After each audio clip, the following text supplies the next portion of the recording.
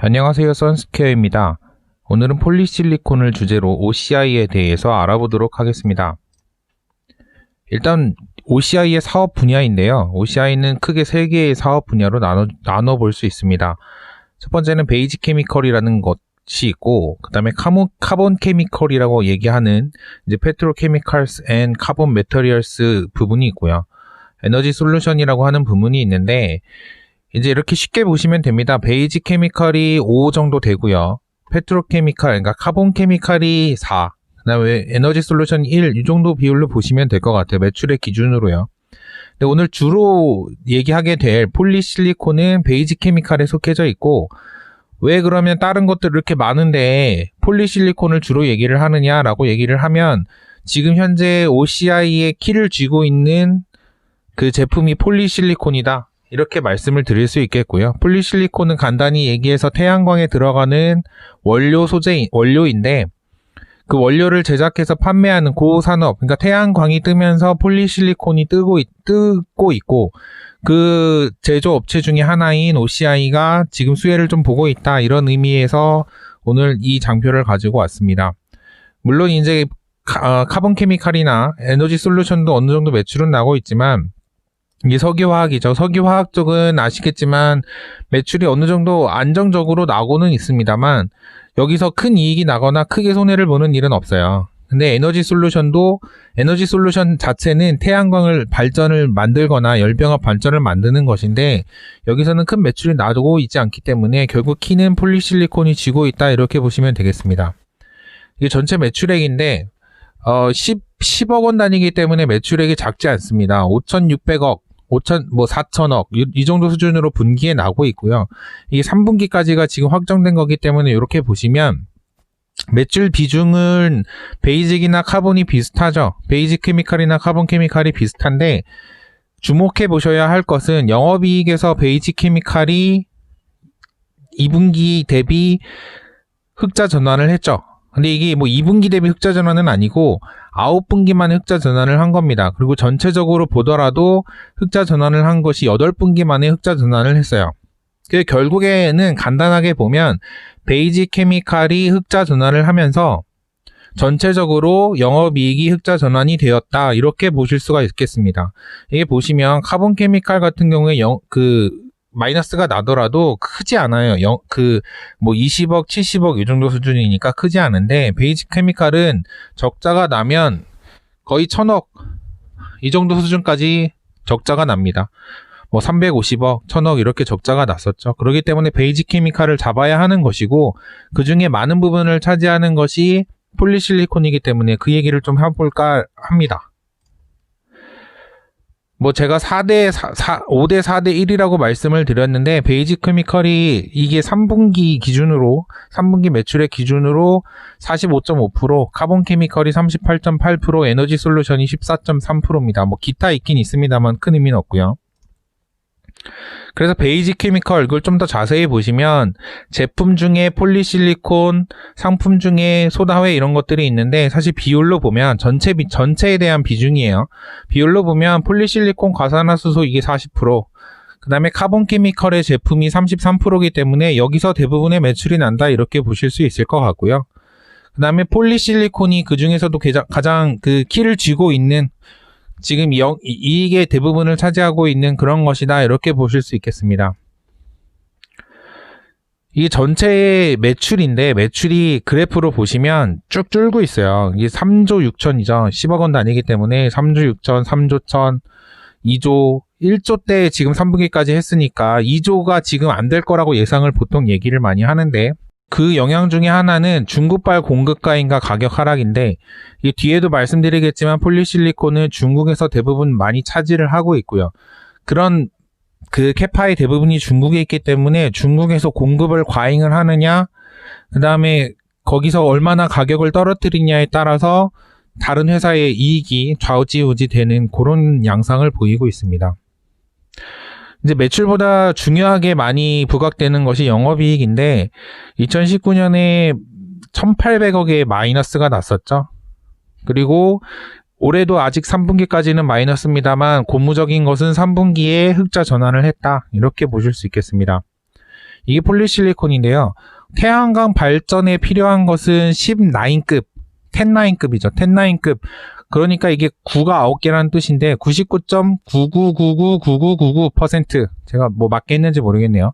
9가 9개인 99.999999%가 중에 들어가고 반도체 웨이퍼에는 11-9이 들어가는데 이게 지금 그래서 OCI도 나눴어요. 태양광 발전에 들어가는 것은 아무래도 예전 거 기술이기 때문에 말레이시아에서 생산을 하고 반도체 웨이퍼에 들어가는 폴리실리콘은 한국에서 제작을 하겠다 이렇게 얘기를 하고 있습니다. 이 폴리실리콘이 뭐야? 계속 폴리실리콘 하는데 뭐야? 라고 얘기를 하실까봐 말씀을 드리면 폴리실리콘은 반도체 웨이퍼에도 마찬가지지만 태양광 패널에 들어가는 가장 원재료다 이렇게 보실 수 있겠습니다. 인곳을 만들거나 브릭을 만들어서 그거를 슬라이싱, 그러니까 인곳을 슬라이싱하면 웨이퍼가 되잖아요. 그래서 그 원재료가 되는 거고 인곳이나 브릭의 원재료가 되는 거고 그것들로 가공해서 웨이퍼를 만들어서 결국 태양광 패널을 만드는 것이죠. 그러니까 태양광의 가장 기초가 되는 원료다 이렇게 보실 수 있을 것 같고 가장 궁금해하시는 하나 솔루션이나 이쪽은 처음에 이 폴리실리콘부터 태양광 패널까지 모두 제작을 할 수 있는 회사다 이렇게 보실 수 있겠습니다. 제가 아까 잠깐 말씀을 드렸는데 중국이 이 태양광 그 산업에서는 대부분의 그 캐파를 차지하고 있습니다. 폴리실리콘도 예외는 아니고요. 뭐 물론 인곳이나 웨이퍼 쪽은 95%, 97% 차지하고 있다고는 합니다만 폴리실리콘 시장에서도 중국의 영향력은 굉장해요. 63%라고 이 장표에는 나오는데 어떤 분들은 80% 이상까지 얘기를 하고 있어요.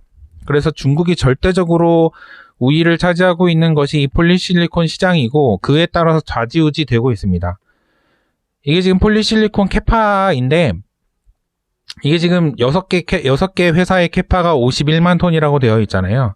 근데 캐파 기준으로는 이 세 번째에 있는 독일 회사를 제외하고는 모두 중국 회사예요. 모두 중국 회사고 이 외에도 있어요. 10개 회사들을 쭉 나라시를 해보면 그 외에도 더 중국 회사들이 더 있습니다. 그러니까 중국의 세가 엄청나죠. 그렇게 되면서 중국의 세가 엄청나지면서 올해 2월에 OCI는 군산공장의 생산을 중단하겠다는 발표를 합니다.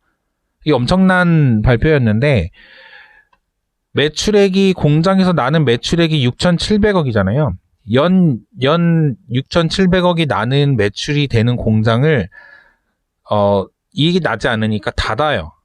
닫는다 이렇게 얘기를 하고 일부 생산 라인, 그러니까 P1이라고 하는데 생산 라인이 3개가 있었어요. P1, P2, P3 있었고 일부 생산 라인은 설비 보완 후 생산 재개하겠다.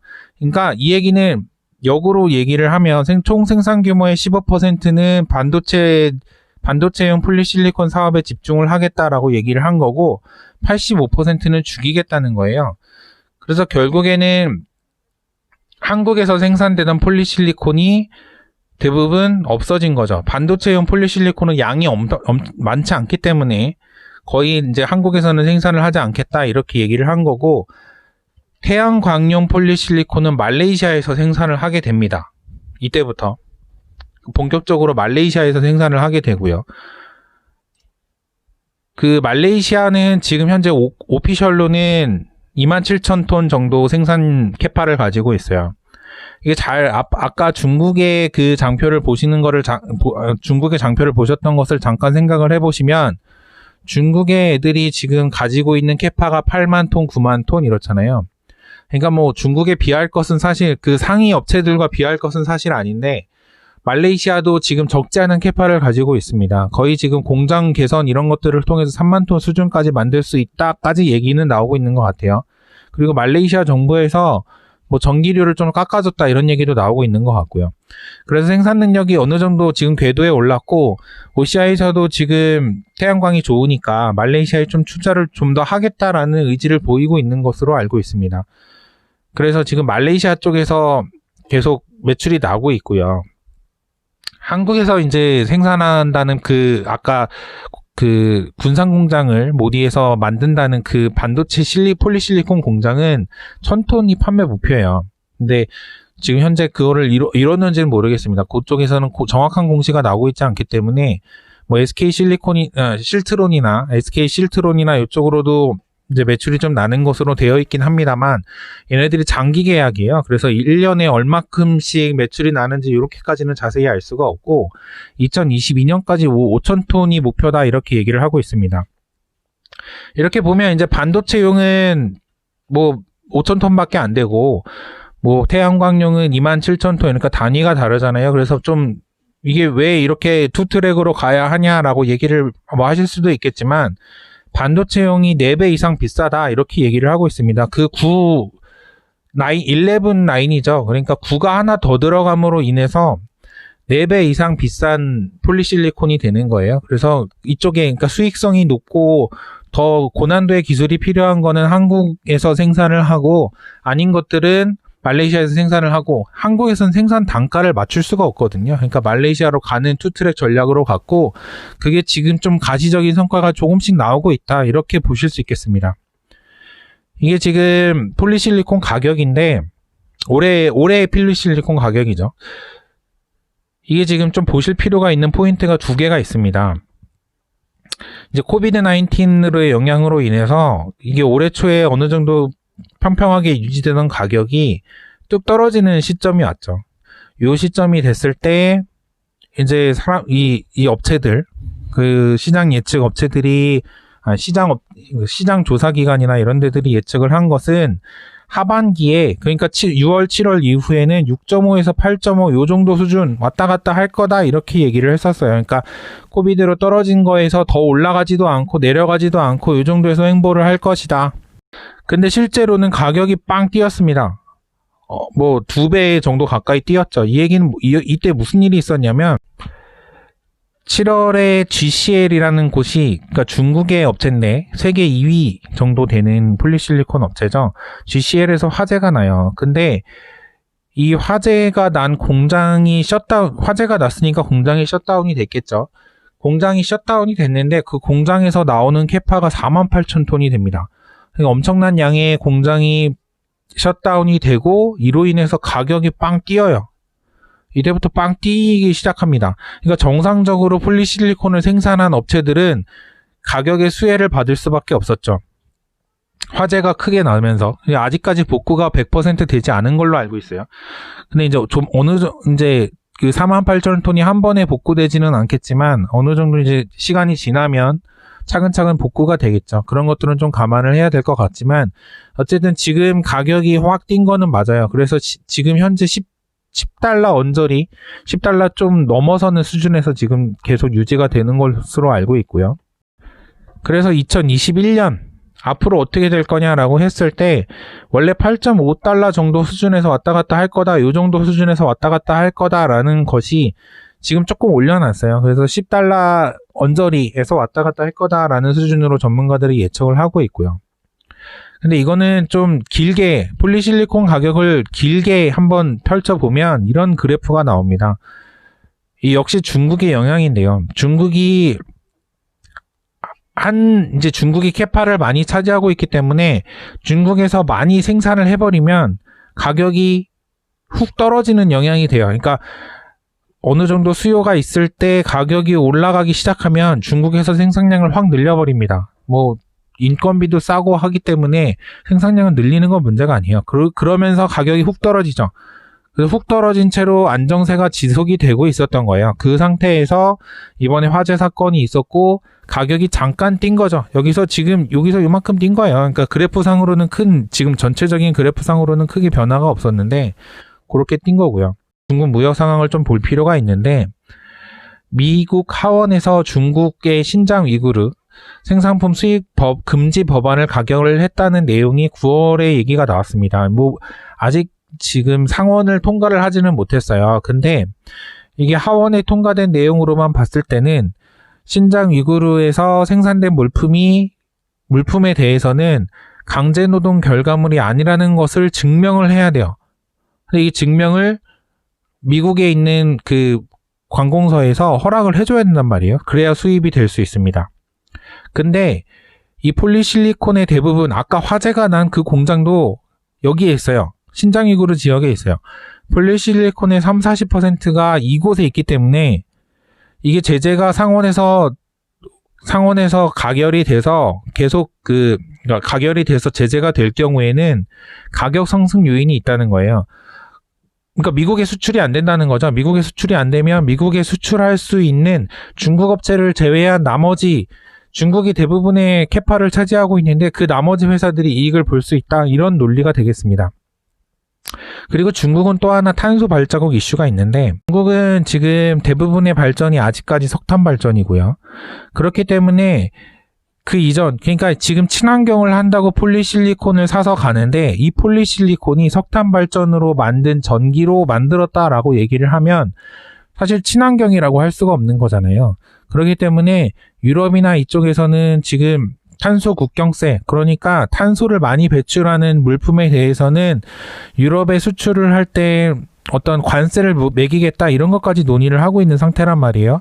그렇다라고 하면 지금 중국에서 생산되는 물품들에 대해서 어떤 관세가 더 붙거나 불리해지지 않을까 이런 얘기들을 하는 겁니다.